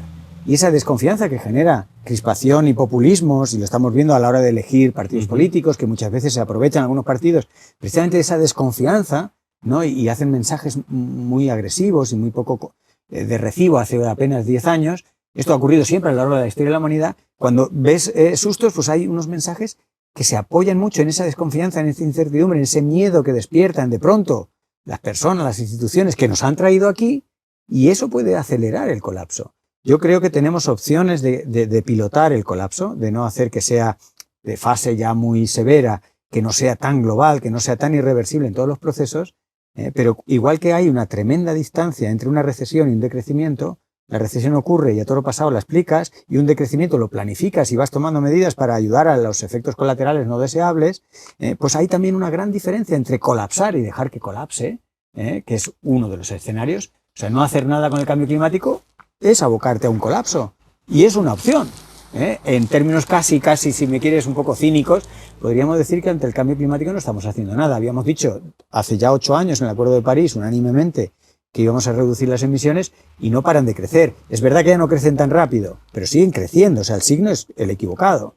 Entonces, no estamos pilotando la nueva realidad, y nos algunos se empeñan casi patológicamente en negarla. Creo que eso no ayuda. Puede tranquilizar en algún momento, porque la realidad puede ser muy difícil de encajar, pero mira, las personas que trabajan con las grandes catástrofes de la humanidad, con las grandes tragedias, los asesores psicológicos, una de las cosas que acaban concluyendo es: el ser humano, a título individual, es capaz de encajar cualquier noticia, cualquier tragedia, pero no de cualquier manera.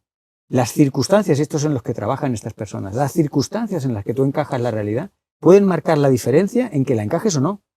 Y los científicos, los comunicadores, el sector más afortunado que tiene tiempo para pensar, los intelectuales y, ojalá, las clases dirigentes, los representantes políticos, deberían ayudar a la sociedad a encajar una realidad difícil, que es que no hay agua para regar. Lo que pasa es que eso requiere de una ética y una moral que está muy por encima normalmente del propio político. Es decir, yo lo veo en mi plano, yo veo cómo se transmite el dato económico y se transmite completamente manipulado. Es como la inflación está bajando, ¿no? Es el caso de ahora, es una de las preocupaciones que vemos ahora. Digo, no, la inflación está bajando, está subiendo más despacio. Mismo concepto que hablábamos antes de la natalidad o de esto otro, ¿no?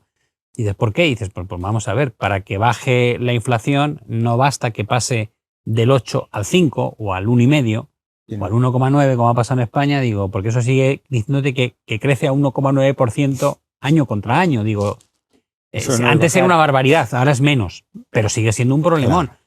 Cuando ellos te lo venden qué bien hecho, qué exitosa es mi forma de luchar contra el problema del incremento de los precios, que he conseguido que la inflación baje. Digo, ya me estás mintiendo, porque no ha bajado. Claro. Ese es uno de los grandes problemas que yo detecto, que realmente no hay una intención de comunicar cosas de forma veraz, sino de marcarte una comunicación que te eleva un escalón en apreciación pública. Eso es embaucar, ¿no? O sea, al final... Ahí tenemos que aplicar tolerancia cero. Ahí ahí la ciudadanía tiene un papel muy potente que hacer. La ciudadanía tiene que reivindicar el derecho a ser informada y el derecho a ser tratada como si fuera no idiota. Permitidme que abra ahí un paréntesis que creo que es fundamental. Parte del éxito de los que gobiernan, y no hablo de políticos, las grandes corporaciones, multinacionales, gobiernos, es la forma en la que consumimos la información. O sea, cada vez estamos peor informados, cada vez consumimos más el titular y menos la noticia. No entendemos bien cada lo que vez pasa. tenemos más pereza a la hora de investigar por nosotros mismos si lo que se nos está contando es acorde a la realidad o no. Y idiotizar la sociedad, para ellos, eso sí que es un atajo para conseguir sus objetivos, ¿no? Es como decir, tengo un rebaño que consume lo que yo quiero. O no le dedica tiempo a entender lo que pasa. Y la información es poder, con lo cual, si tú consigues que se consuma la información de esta manera, acabas de encontrar una llave maestra para dirigir a las poblaciones de los distintos países hacia donde tú quieres. Y como es costoso hacer eso, tú dices, habría que rebatir, tenemos un poder, te digo, sí, claro, pero ¿cuánta gente conoces tú que ante una noticia lo primero que haga sea documentarse para saber si efectivamente es muy poca? Claro. Con lo cual, consumes lo que te dan. Bueno, pero eso es una vía. Pensemos en la suma y eventualmente la multiplicación de vías. Estamos poniendo énfasis en una vía, pero hay otras vías que pueden empezar a generar efecto, lo que antes hablábamos del efecto velcro. Tú organizas una manifestación y con todos tus amigos logras hacer una manifestación de 200 personas. Te pones a caminar hacia el ayuntamiento y la gente dice, ¿y vosotros qué pedís? ¿Qué hacéis aquí? Se lo cuenta y dice, oye, qué bien, y se te pega, ¿no? Eso que se puede visualizar como un efecto velcro, ¿no? Cuando tú ves a la gente haciendo una cosa tipo Ramón o tipo X, ¿no? Y se lo están pasando bien, empiezas a decir, oye, ¿y si eso es otra vía? Una vía es la vía de la razón. Oye, le he escuchado al Valladares una charla, me ha contado todos los escenarios del IPCC y no sé qué, o he visto al Pablo Gil y tal, y me ha convencido de tal. Eso es una vía. Pero ya vemos que está muy limitada en un mundo donde prolifera la información y en un mundo donde la información no se digiere bien, pues esa vía, en fin, llega a un porcentaje pequeño de la población. Pero hay otra noticia, es que yo me especializo mucho en la positividad de todo esto. Las matemáticas del cambio. Tenemos una tendencia a pensar, por extrapolación de cómo funciona la democracia, que funciona por mayorías, ¿no? A que todo tiene que funcionar por mayorías, y no. La mayoría, en realidad, es una perversión para tomar decisiones rápidas. Es tan difícil tomar decisiones de verdad con consenso que desde hace muchos cientos o probablemente miles de años hemos dicho, mayoría. Es fácil alcanzar mayorías, con lo cual resolvemos. Pero esas decisiones sabemos que luego viene otro partido, lo cambia, viene otra persona, lo cambia. Las mayorías no funcionan. Pero tenemos tendencia a pensar que la mayoría es la forma de organizarse. No. Las matemáticas del cambio hay que dejárselas a los que hacen matemáticas y modelos. Universidad de Exeter, profesor Lenton, calcula y le salen del orden de un 13-14% de la población necesaria para hacer el cambio. Otro modelo, Universidad de Harvard, calcula, le sale 18%. Podemos tener esa horquilla, mucho menos de un 20% de la gente, con voluntad de cambio. ¿Qué particularidad tienen que tener esas personas para que sean suficientes para el cambio? Tienen que tener, te va a sonar, empatía y despertar confianza. Con eso y un pelín de liderazgo natural, sin tener estudios ni nada más que algo de sensatez, las matemáticas del cambio te muestran que un cambio profundo en la sociedad puede tener lugar con unos números relativamente modestos. Y te diría algo más, tienen que tener independencia. Y una de las críticas mayores que hago al modelo económico actual es que creo que los que teóricamente actuaban de árbitros, de que el régimen o el sistema que teníamos funcionaba mínimamente bien, ya no son independientes, son brazos armados de los gobiernos. En el momento en que pierdes la independencia y dejas que un gobernante con 4 años, 8 máximo de mandato sea el que va a decidir qué es lo que hay que hacer, estás muerto. Y da igual qué ideología política represente, es que es contraproducente. Es que dices, la independencia es muy importante. Ramón ha conseguido mucha independencia. Yo cuando miro al sistema desde mi isla, ¿no? Desde lejos, no veo partidos políticos. No escucho discursos, solamente veo la dinámica con la que se mueve, ¿no? Como uno ve, por ejemplo, demócratas y republicanos, ¿no? Que van a ir sucediéndose, pero en realidad el país no cambia. Parece que cambia. Ahora hay un señor que es afroamericano, luego hay un señor con el pelo blanco y parece que el discurso son distintos, pero la dinámica no cambia.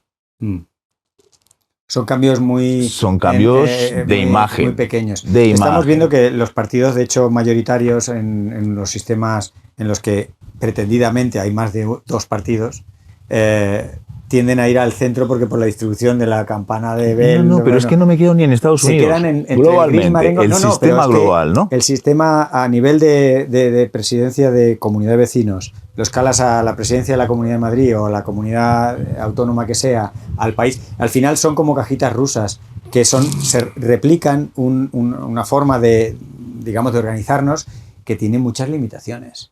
Y que cada vez empieza a haber más gente que la empieza a criticar, pero sobre todo también, y esto es lo también esperanzador, es que proponen alternativas. Y entonces salirse del sistema es una alternativa, no sé cómo cuánto de eficaz es. Yo no estoy fuera tampoco, bueno, soy marginal. Irte un poco, por lo menos no sufrir en carne propia la inclemencia del sistema, ni ser parte de las mayores inclemencias, no crearlas en la misma escala que las crean otros con sus fuertes emisiones. Sobre todo intentar que no te influya tanto, porque el sistema ha evolucionado, ¿me entiendes? Es también como un bicho. Aquí, igual que las muñecas rusas pueden, también en los sistemas hay muñecas rusas, ¿no? Yo cuando veo el sistema nuestro no veo culpables, solamente veo evolución. Hemos llegado a esto por un montón de factores distintos, muchos de ellos propios de nuestra propia naturaleza como humanos, ¿no? Sí, hemos venido, es un devenir, no tengas razón, ¿no? Ramón, mola más pensar así. Yo creo que lo de ir buscando culpables, primero que cuando vas a un tratamiento psicológico, hay 2 o 3 sentimientos que son absurdos o que son estériles, y uno de ellos es el sentimiento de culpa. La cultura judeocristiana está muy acentuado la culpabilidad, el culpable, hasta el punto de que incluso tiene una traslación en el sistema jurídico.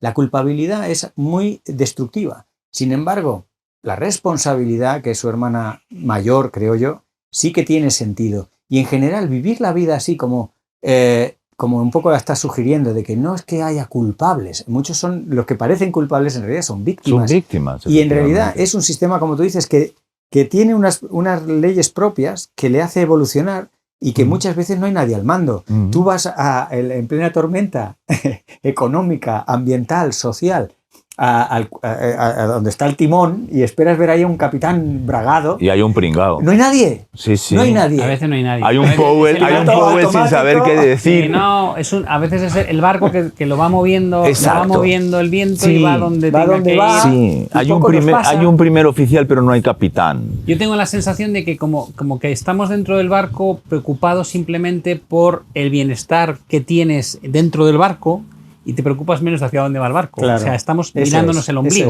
El microhábitat. Pero cuando tenemos el agua dentro del barco, tenemos la comida, se mueve mucho y al final dices, ¿pero hacia dónde va? No, mientras no esto no se hunde, mientras no se hunda, claro, mi preocupación pues es lo que hay que hacer es zoomear. Tirar el dron para arriba, ver el barco y decir, ¿para dónde va este barco? ¡Ostras! Se va a caer por el Finisterre. Y entonces hay que tomar la decisión. ¿Me quedo o salto y nado hacia esa otra tierra que hay por allá? Y efectivamente puede parecer una decisión muy difícil, pero es que cuando te subes para arriba y ves el panorama, pues se te aclaran muy bien las ideas.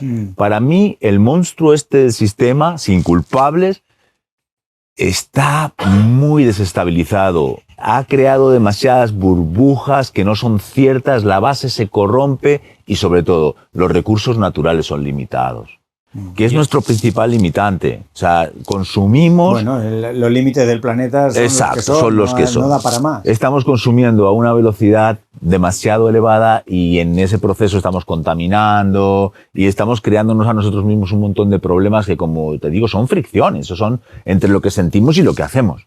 O sea, tenemos que buscar la coherencia. Yo creo que esa es la búsqueda final. Con esperanza, buscar la coherencia de lo que sentimos. Yo, por dar mi punto de vista y cerrar un poco esto, yo, fíjate, soy de la opinión de que mientras no queramos cambiar el modelo económico, no vamos a hacer frente al problema que tenemos entre manos.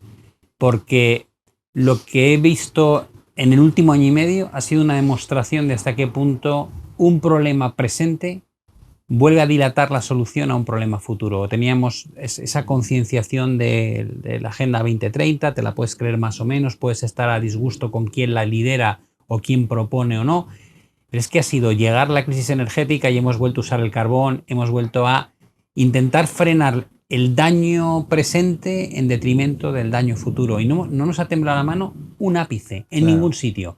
Ninguno. Y dices, bueno, ¿por qué? Digo, pues porque sigues ligado a que las reglas de funcionamiento del día a día está en base a la economía como la concebimos hoy. Claro que sí. Si tú no das el salto de empezar a plantear bienestar de otra manera, sino que todo queda restringido a cómo evoluciona la economía en términos de PIB, qué puedo hacer desde el lado de la política monetaria y fiscal, todo lo demás lo vas a supeditar a esto. Y eso te va a llevar a donde llevamos recorriendo el camino desde hace décadas. Ya sabemos a dónde va eso. Claro, ¿no? por eso yo soy más, o sea, no es que no sea optimista, me gusta la idea de que el ser humano es capaz de hecho, somos lo que somos porque nos hemos adaptado mejor que ninguna otra especie a los cambios que ha habido. Con lo cual, capacidad tenemos. Pero ojo, porque ahora no nos podemos adaptar. El ser humano lo ha jugado todo a lo largo de toda la vida, digamos, como buena especie longeva, tanto como individuo como especie en el planeta, a la adaptación. Somos los reyes de la adaptación. Totalmente. Pero la adaptación tiene un límite. Sin embargo, la mitigación en argot climático, que es ir al origen del problema y abordar ese origen y solucionarlo en origen, eso, que tiene mucho de carácter preventivo, se nos da fatal. Y, por ejemplo, hace poco escuchaba a una mujer del sector sanitario que nos traía unas estadísticas, unos datos sobre el porcentaje de la inversión pública en prevenir la enfermedad. Sí. ¿Cuánto diríais que invierte España, muy parecido a los otros países de nuestro entorno, en prevención? Del total, el porcentaje del total del presupuesto sanitario que se dedica a prevenir. Yo soy mal adivino, pero seguro que mucho menos de lo que debieran. Eso es muy prudente. Pero mojados. No tengo ni idea. La verdad es que ni Un 1% y no llega. Un 1% a evitar que la gente enferme frente a un 99% que invertimos en tratar a la gente una vez que ha enfermado. Es que ese es el negocio. Claro. Claro. Esa es la explicación, pero eso en el fondo viene a ponerme como ejemplo el que se nos da muy mal lo de anticiparnos. Se nos da bien porque el negocio. Empiezas a hacer esfuerzo, empiezas a poner dinero en cosas que todavía no están. Pero fíjate, es que esto vuelve otra vez al punto de origen de por qué tomamos las decisiones que tomamos. Tú destinas el 99% de los recursos a hacer frente a lo que te está haciendo daño en el presente, Claro. frente al 1% que destinas a cosas que podrían pasar en el futuro. Otra vez estás completamente centrado en el bienestar, en este caso económico, y de las élites lo que buscan es defender o presentarte los éxitos desde el lado económico de hoy, presente de con hoy. Con una mirada muy estrecha. La tasa de desempleo la más baja de hace no sé cuántos años, la inflación, el crecimiento, es lo que te están vendiendo. Pero les falta... Y lo otro es como decir, ¿cómo les voy a vender yo? Esto que he hecho en mi mandato va a hacer que la gente viva dentro de 40 años, o de 30 años, o de 20 años, con una calidad de vida mejor. Te van a mirar y decir, ¿pero qué me estás diciendo? Por eso hay que poner, ¿qué clase de programa político es ese? Pero ahí me tenéis que ayudar los dos a poner ejemplos y datos de que hoy ya las cuentas no son tan positivas. Porque, claro, si tú solo miras una parte de las cuentas, entonces te pueden salir indicadores de baja, sube esto, y entonces lo que nos... tal, y tienes una visión muy, muy sesgada. Pero, por ejemplo, volviendo al tema de la salud, que es un tema muy transversal que nos preocupa más o menos a todos, ¿no? Uh-huh. La gente, cosas que hemos dicho, la gente hoy no está bien.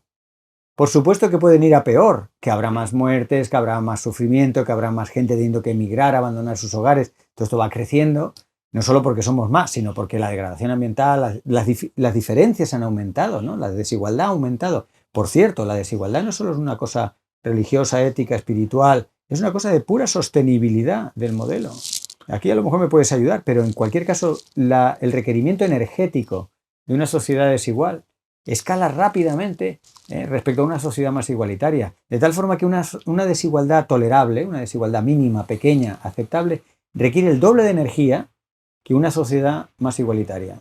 Y eso es un argumento potente para ya explicar ahora cómo podemos vivir con menos, ¿no? En la idea de que menos es más, de que viviendo menos podemos vivir más y mejor, no solo más, sino mejor, la calidad de vida y la esperanza de vida. ¿Cómo lo podemos lograr? Bueno, la famosa eficiencia energética es una manera de hacer más con menos. Pero en el fondo, revisemos bien el argumento y veamos que eso ya lo podemos hacer, ya está ocurriendo, ya es una realidad. Ya tenemos los datos para trabajar ahí. Pero si no hacen falta ni tantos datos, es todo para ti no, porque tú lo percibes desde donde estás. Para la gente que está en el carrusel, es una forma de despertar la conciencia. Para mí, en principio, tal y cual es la situación actual de la información, los datos son solo más datos. Piensa que en el Journal of Conservation Biology, una revista muy importante en el área de conservación, sacaron un especial de por qué no se hacen planes de conservación de especies, etc. Y varios de los artículos y de los estudios mostraban que la gente no cambia de opinión con datos. O sea que Ramón, de alguna manera, ya lo ha pillado. O sea, y yo como científico me siento un poco frustrado. Yo no dejaré mi batalla porque mi batalla está en los datos, en la razón y tal. Pero soy el primero en reconocer que eso tiene unas potentes limitaciones. Creo que, digamos, las élites que regulan, que gobiernan, porque tienen más dinero, más posibilidades o puestos de influencia, bien sea en el sector privado o en los órganos de gobierno, sí que son sensibles al menos al lenguaje de los datos. Y por eso yo muchas veces me veo en áreas que no son las que yo me siento más a gusto, pero en las que creo que puedo tener algo de influencia poniendo esos datos en la mesa y donde puedo influir en esas opiniones. Pero a nivel social, los grandes cambios se dan por emociones, por sentimientos. Instinto. Por atajos heurísticos. Podemos poner sobre la mesa un montón de nombres más o menos pedantes, más o menos emocionales, de por qué la gente cambia de opinión. El instinto Pues, es una de nuestras cualidades como Seguimos seres siendo un ser vivos vivo, y lo una hemos especie perdido, biológica. ¿me entendés? bueno, pues o sea, no confiamos en nuestro instinto. probablemente esta charla es una muestra de un camino que se puede emprender, no para convencer a nadie. No, Si claro. yo cuando hemos empezado, y voy a cerrar ya, digamos, a ver si lo logras. Voy a ver si lo logro.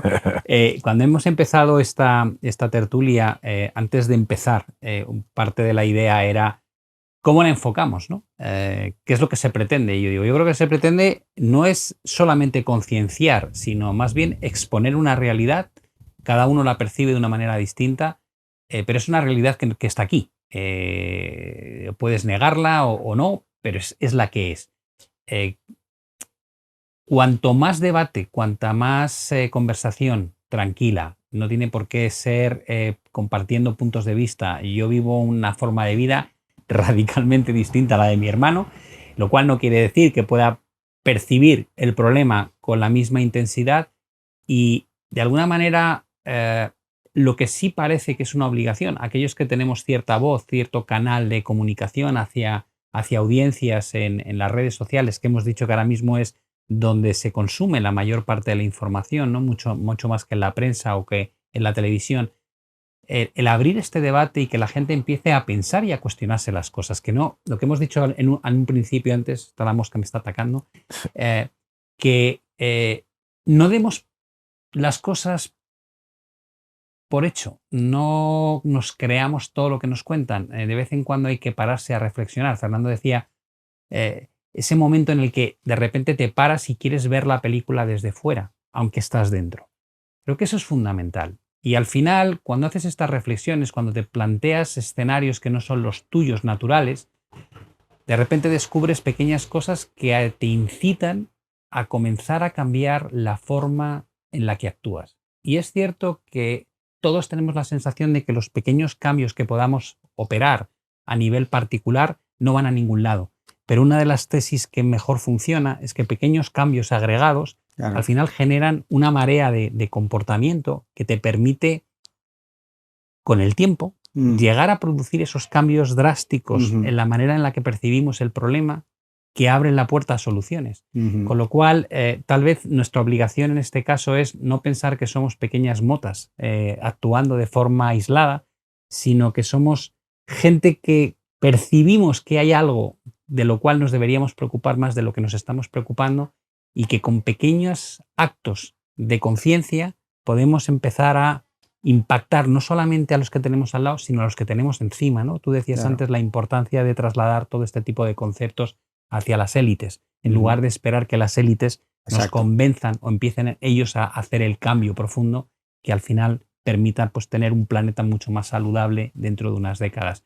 Yo lo voy a dejar aquí, evidentemente sé que en el chat habrá todo tipo de opiniones, creo que es muy bueno que las haya, lo único que pido como siempre es que se haga desde la educación y desde el sentido común y del debate probablemente conseguiremos que más gente que hasta ahora ni siquiera se paraba a pensar en este problema, pues de repente lo incorpore a una de sus prioridades de los próximos años. Ojalá sea así. Muchas gracias a todos. Bueno, y por supuesto, dar las gracias a los invitados de hoy, ¿no? Fernando Valladares y mi hermano Ramón Gil, que es un gustazo poder debatir sobre estos temas sin calentarnos, sin discutir agriamente. Creo que cada uno tiene una postura y un planteamiento distinto, pero probablemente con un mensaje final que está bastante coordinado, ¿no? En la mente de los tres. Fernando, mil gracias. Bueno, gracias a ti también y además me gusta muchas veces ver cómo se converge desde miradas tan en principio distintas.